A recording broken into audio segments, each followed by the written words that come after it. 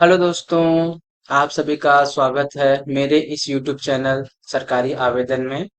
तो जैसा कि आप सब जानते हैं कि मध्य प्रदेश सरकार ने एक योजना लॉन्च की है जिसका नाम है क्या लाडली बहन योजना, और जिसका पंजीयन होना स्टार्ट हो गया है।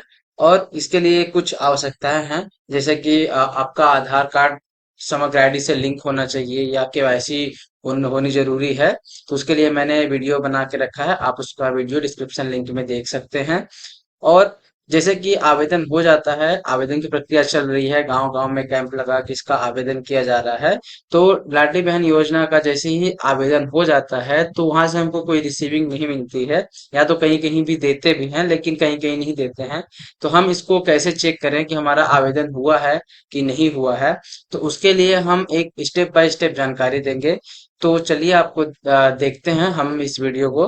तो सबसे पहले हम गूगल के इंटरफेस पे जाते हैं, गूगल के क्रोम ब्राउजर से ओपन करते हैं और वहां पे लिखते हैं क्या, लाडली बहन योजना।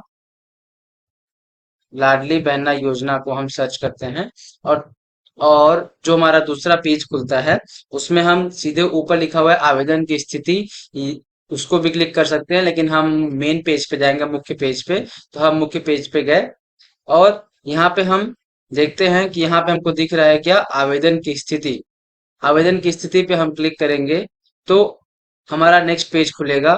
और नेक्स्ट पेज में हमको हमको क्या मांग रहा है कि ऑनलाइन पंजीयन क्रमांक या सदस्य समग्र क्रमांक। तो ऑनलाइन पंजीयन क्रमांक तो हमको मिला नहीं है, अगर रिसीविंग नहीं मिली है तो हम यहाँ पे क्या डालेंगे, सदस्य का समग्र आईडी नंबर डालेंगे। इसके बाद हम इसमें कैप्चा के ओटीपी भेजे पे क्लिक करेंगे और फिर ओटीपी जाएगा।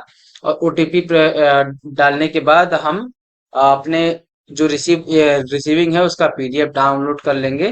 तो चलिए हम डालते हैं अपना समग्र आईडी, और समग्र आईडी डालने के बाद हम डालेंगे यहाँ पे क्या, कैप्चा। और कैप्चा डालने के बाद हम ओटीपी भेजे पे क्लिक करेंगे।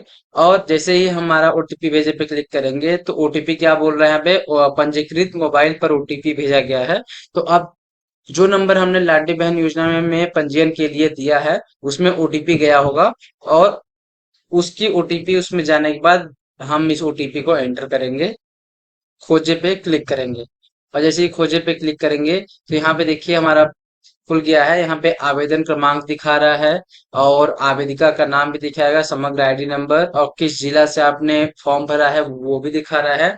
और आवेदन की स्थिति, यहाँ पे आवेदन की स्थिति भी दिखा रहा है कि हाँ आवेदन हो गया है। आपके संभाग का नाम भी दिखाएगा, स्थानीय निकाय और ग्राम पंचायत, वार्ड, और समग्र परिवार की आईडी भी।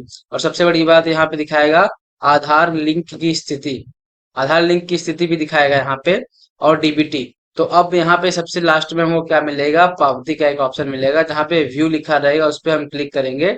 और व्यू पे क्लिक करने के बाद हमारे ये पेज खुलेगा। इसमें पूरा दिखाया गया होगा कि आवेदिका का समग्र आईडी, आवेदिका का नाम, जन्म तिथि, लिंग, वैवाहिक स्थिति, मुखिया का नाम, और इत्यादि जानकारी सारी दी दी हुई रहेंगी। तो हमको मेन क्या देखना है इसमें कि 10वें नंबर पॉइंट में आके कि समग्र आईडी की स्थिति, समग्र में ई केवाईसी की स्थिति क्या है। तो हाँ, लेकिन बैंक में आधार लिंक की स्थिति नहीं है, क्योंकि इनके इनमें क्या है कि बैंक में आधार कार्ड लिंक नहीं है, जिसकी वजह से क्या है, डीबीटी भी सक्रिय नहीं है इनकी, या डीबीटी सक्रिय होने की स्थिति नहीं है। अब अगर स्थिति मतलब डीबीटी सक्रिय नहीं है तो उसमें हमको गवर्नमेंट एक फैसिलिटी प्रोवाइड कर रही है, एक घोषणा करवा रही है कि मैं घोषणा करती हूँ कि मैं शीघ्र अपने बैंक खाते में आधार लिंक एवं डीबीटी सक्रिय करवा लूंगी। मुझे यह भी ज्ञात है कि उक्त प्रक्रिया के बिना मुझे योजना की राशि नहीं किया जाएगा, मतलब राशि का भुगतान नहीं किया जाएगा। मतलब गवर्नमेंट एक घोषणा भी इसमें मतलब लगवा रही है, घोषणा भी करवा रही है कि मैं 7 दिन के अंदर अंदर ये मतलब डीबीटी और आधार लिंक करवा लूंगी। और इसके नीचे भी क्या दिखा रहा है कि मेरे परिवार की सम्मिलित रूप से वार्षिक आय 2.5 लाख से कम होनी चाहिए। ये हमारी शर्तें हैं, अगर ये शर्तें पूरी नहीं होंगी तो ये आवेदन अपने आप ही निरस्त हो जाएगा। तो इसमें जैसे कि एक आधार मतलब कि आधार, बैंक में आधार की स्थिति भी सक्रिय मतलब हाँ होना चाहिए, और डीबीटी भी सक्रिय होना चाहिए। अगर ये दोनों सक्रिय हैं तो क्या दिखेगा ये भी मैं आपको दिखाऊंगा थोड़े टाइम में। तो हम देखते हैं आवेदिका का घोषणा, मतलब घोषणा ये बता रहा है कि इसके अलावा अगर इस क्राइटेरिया को आप कंप्लीट कर रहे हो तो आपको इस योजना का लाभ मिलेगा। अगर ये क्राइटेरिया कंप्लीट आप नहीं कर रहे हो तो आपका आवेदन निरस्त हो जाएगा, भले ही आपने आवेदन करवा लिया हो। तो कौन कौन सी घोषणाएं हैं? तो पहला क्या है, मेरे परिवार की सम्मिलित रूप से वार्षिक आय 2.5 लाख से कम है। आपकी वार्षिक आय 2.5 लाख से कम होनी चाहिए। और दूसरा क्या है कि मैं स्वयं या मेरे परिवार का कोई भी सदस्य आयकर दाता नहीं है, मतलब आप इनकम टैक्स नहीं देते हो सेंट्रल गवर्नमेंट को या स्टेट गवर्नमेंट को, वही इस योजना का लाभ ले सकते हैं। और क्या है कि मैं या मेरे परिवार का कोई भी सदस्य क्या है, सदस्य केंद्र या राज्य सरकार की शासकीय विभाग, मंडल, उपक्रम या स्थानीय निकाय में नियमित या संविदा कर्मी के रूप में नियोजित नहीं है अथवा सेवानिवृत्त पश्चात पेंशन नहीं ले रहा है। मतलब कि ये क्या बोल रहा है थर्ड पॉइंट, कि आपके घर से या आपकी जो समग्र आईडी है, जो आपका समग्र परिवार आईडी है, उसमें से कोई भी सदस्य ऐसा नहीं है जो कि सरकारी विभाग में काम किया हो, स्टेट गवर्नमेंट या सेंट्रल गवर्नमेंट में, या संविदा कर्मी हो, या तो पहले वो मतलब रिटायर हो गया हो, मतलब पहले था लेकिन अब रिटायर हो गया हो, उसको भी इस योजना का लाभ नहीं मिलेगा। और चौथा पॉइंट क्या है कि मैं स्वयं या मेरे परिवार के किसी भी सदस्य के नाम से 4 पहिया वाहन या ट्रैक्टर नहीं है। इस बात का विशेष ध्यान देना है कि अगर आपके घर में 4 पहिया वाहन या ट्रैक्टर है तो भी आपको योजना का लाभ नहीं मिलेगा। और अगला क्या है कि मेरे परिवार की सम्मिलित रूप से 5 एकड़ से भूमि अधिक नहीं है। अगर आपके घर 5 एकड़ से ज्यादा भूमि है तो आप भी इस योजना का लाभ नहीं ले सकते हैं। इस चीज का विशेष ध्यान रखें। और क्या है कि मुझे भारत सरकार या राज्य सरकार की किसी भी योजना में प्रतिमाह 1,000 रुपए या अधिक राशि प्राप्त नहीं हो रही है। मतलब कि आपको किसी भी तरह की योजना में 1,000 से अधिक राशि प्राप्त हो रही होगी तो भी आप इस योजना का लाभ नहीं ले सकते हैं।